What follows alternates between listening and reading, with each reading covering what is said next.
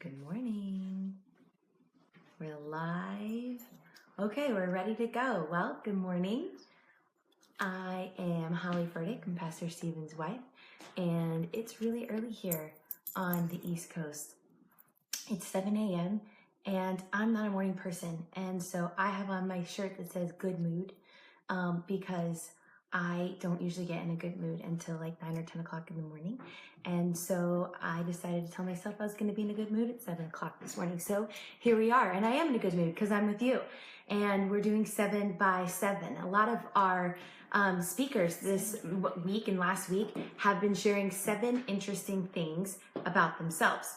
And so I thought you might like to hear 7 interesting things about Pastor Stephen. So here we go. Number 1, he has no sense of direction. He has to take the same route everywhere that he goes.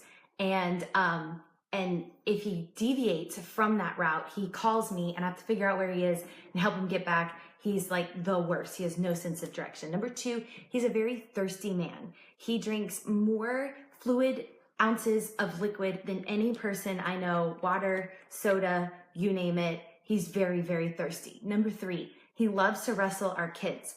Currently, he has a deal going with them that if the 3 of them can team up and pin him, then Graham and Abby get a dog and Elijah gets $1,000. And our kids seem to think that they're going to be able to pin him, but they can't. Number 4, he's obsessed with preaching, not his preaching, other people's preaching. And so in our house, whereas most men would have on golf or baseball or whatever, that he has on preaching all the time, on his phone, on our TV. If you're joining us on YouTube, I'm sorry, we have a bad connection. We're working on that. Number 5, he rarely goes barefoot. He likes to wear shoes and socks every day. Even in the summertime, he only wears flip-flops if he is going to the beach or going to the pool. Number 6, he loves random notebooks. So the more random, the better. If it's like a yellow steno pad or one of those on the fridge to-do notes, he loves to grab it and jot down sermon ideas or song lyrics. And I can always tell that his sermon is going to be great the more random the paper that he's writing on. And number 7, he never eats bread, rice, pasta, or potatoes, which is really depressing. But it is what it is. So I do. I eat enough for both of us. He's a very disciplined eater. He only cheats on like Thanksgiving and Christmas, but that's good for him, not me. All right, let's get started. This week we are beginning mile 2 of our 7-mile journey. And the word for this mile is salvation. In my husband's book, 7 Mile Miracle, he teaches us that salvation is presented in the Bible in several different grammatical tenses. The first one is that salvation is talked about as a one-time event. I was saved. This is that life-defining moment where we surrender our lives to Christ. Romans 10:9 says, if you declare with your mouth Jesus is Lord and believe in your heart that God raised him from the dead, you will be saved. Maybe you were a child when you had this moment, or maybe you recently raised your hand at an Elevation worship experience. But it was a significant moment. For me, I remember I was 9 years old, and I vividly remember surrendering my life to Jesus and praying that prayer. It's a significant moment, but it doesn't stop there. My husband also teaches in his book that salvation is a continuous process. So 1 Corinthians 1:18 says, for the message of the cross is foolishness to those who are perishing, but to those of us who are being saved, it is the power of God. It's a continuous thing. I was saved, but I am also being saved, which means God is changing me from the inside out. But there's a third type. The third type, I was saved, I'm being saved, but the Bible also tells me that I will be saved. 1 Peter 1:5 says, who through faith are shielded by God's power until the coming of salvation that is ready to be revealed in the last time. This is that moment where I leave earth and I see my Lord face to face. This is true salvation at last. Today, I want to take just a minute to talk about this idea of present tense salvation. Wade mentioned it yesterday, and he talked about how salvation is a process. But what does this process look like in everyday life? To me, it's all about continual growth.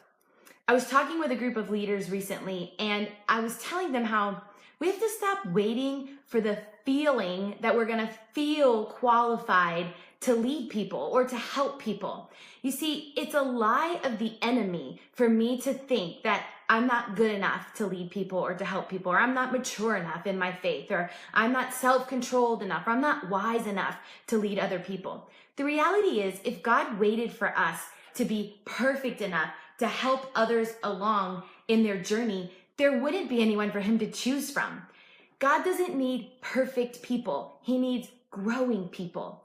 God uses people who are on a journey, who are willing to learn from their mistakes and to help others who are traveling alongside them. Salvation is the starting point of the journey. That's that I was saved, but it doesn't end there. It's not the finish line too. In John chapter 3, Jesus was talking about salvation, and he told Nicodemus, you must be born again. I'm a mom, and so I like to think of this from the perspective of a mother. What if the birth of my child's life was the biggest moment of their life? That would be called a tragedy. Yes, the birth is memorable. I remember all 3 of my births. They don't, but the birth is a memorable process, but it's only the beginning of that baby's life. Think of all the things that they're going to learn and grow and do as they grow. I remember with each of my children, the first several weeks and months of their lives were filled with doctor checkups, where we would go and the doctor would check their weight and their length and their head circumference, and then he would say, do you have any questions? If your baby is healthy, these appointments can feel like a waste of time. But what is the thing that the doctor is looking for? What is the number one indicator of health in a baby? It's growth. I have a friend who had a baby full term, but her baby was super small, like she barely weighed 5 pounds. And the doctor would tell her every time, as long as she's gaining weight, she's good. Now that baby is a little girl who's healthy and happy. Do you know what the medical term for a baby who doesn't grow is? It's called failure to thrive. And usually this means that there's some dangerous condition present. I don't want to have failure to thrive as a Christian. Here's what I told my group that day. God doesn't need for you to arrive at this certain perceived level in your Christian life in order for him to use you. God just simply needs you to be growing. If you're at level A, then you need to get to B. If you're at D, then you need to progress to E. If you're at M, then you need to get to M. God uses people who listen and obey. When he whispers to you things like, you complain too much, or you need to let that go, or you weren't honest in that situation. Or sometimes God will whisper things to me that are more practical, not necessarily negative things that I need to change, but practical steps that I need to take. Like, you need to step out and lead a group, or you need to step out and join a group. Or maybe it's something, get around some people that you can learn from. Or maybe it's a step of generosity that he wants me to take. When the Holy Spirit whispers these things to you, you must take action. This is salvation. This is God changing you from the inside out, one small step at a time. I love the song that we sing at our church called "Oh Come to the Altar." It's one of my favorite songs, and partially because it reminds me of when I was a little girl. My dad was the pastor of a Southern Baptist church, and at the end of his sermon every week, he would invite people to come to the altar. And he would always say, maybe you need to come to the altar for the first time. That's great. Come. Maybe you just need to come to the altar and have some time with God and listen to God and hear from him. The altar is a place where I can continually come. Yes, I need to have that one come to the altar moment where I surrender my life to Jesus. But the altar is a place where I can come over and over again and meet with Jesus. Today, I want to challenge you. Ask the Lord to show you one thing that you have room for growth in your life, one area where you have room for growth.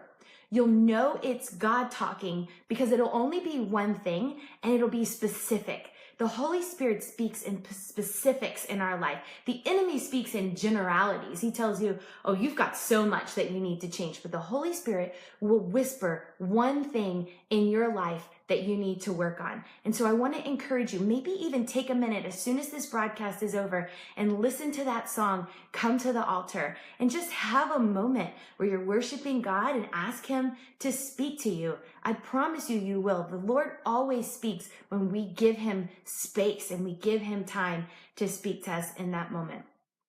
Well, that's all I have. Thanks for joining us.